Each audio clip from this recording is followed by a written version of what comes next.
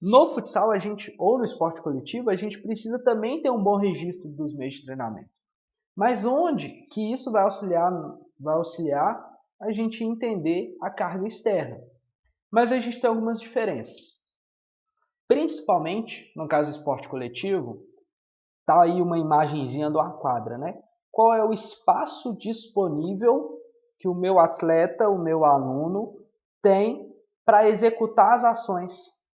Por quê? Porque esse espaço disponível, que pode ser um jogo reduzido em meia quadra, um jogo reduzido em um terço menor da meia quadra, um jogo reduzido, um jogo com quadra completa, e a mudança de quantidade de oponentes nesse espaço, 2 contra 2, 3 contra 3, 4 contra 4, 2 contra 1, com superioridade numérica, sem superioridade numérica, com coringa, isso modifica consideravelmente a carga externa. Por que modifica consideravelmente a carga externa? Porque se eu não estou em meia quadra e eu tenho um espaço disponível maior, por exemplo, a quadra completa com menos jogadores, eu vou ter que percorrer uma distância maior para executar as ações. Isso vai aumentar a distância total. Mas eu vou conseguir ter espaço disponível para executar ações de alta intensidade, aumentando mais o número de sprints.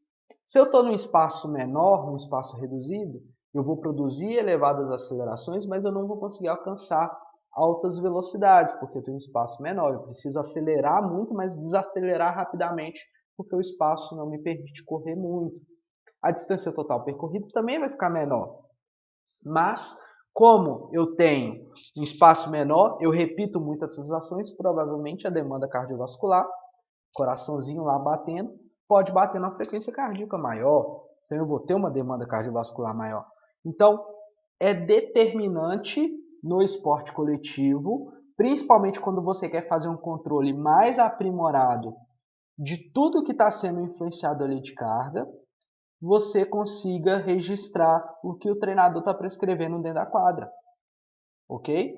Isso é muito importante. Você precisa ver a evolução disso ao longo do tempo. E aí você vai saber, por exemplo, tem um exemplo aí do menino arremessando a bola.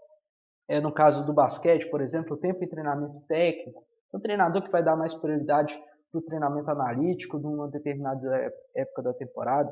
Tem treinador que vai dar prioridade para o específico de jogo o tempo todo. Então você precisa saber qual é o modelo de treinador ou qual é o seu modelo de trabalho e como é que você vai registrar isso. E aí você tem a demanda específica de jogo e aí você vai ter influências diferentes em produção de intensidades, em produção de velocidade, em distância total percorrida, em demanda cardiovascular. Então esse meio de treinamento te dá uma direção. E como é que a gente fez isso? Olha que interessante. Com o Paulinho, o que eu fiz? Sentei com o preparador físico na época, o Rodrigo Santiago, e aí eu ficava do lado dele, ele me ajudava muito, e a gente ia identificando as atividades que ele prescrevia geralmente em cada fase, eu ia registrando isso, e eu ia verificando, por exemplo, quando ele dava um treino com maior característica de velocidade, né, um treino de quadra toda, 1 contra 1, 2 contra 1, que você tinha maiores ações de sprints, alcançando mais altas velocidades com a distância total percorrida, qual era a carga interna desse treino de velocidade, que é a barra laranja aí da tela. Mas quando ele fazia um treino de resistência aeróbica, era um treino de intensidade menor, de demanda cardiovascular maior, mas com durações maiores, onde ficava ali por volta de 80% da frequência cardíaca máxima encontrada, próximo das zonas de intensidade do limiar anaeróbico. E eu identifiquei algumas atividades que se aproximavam mais da potência aeróbica.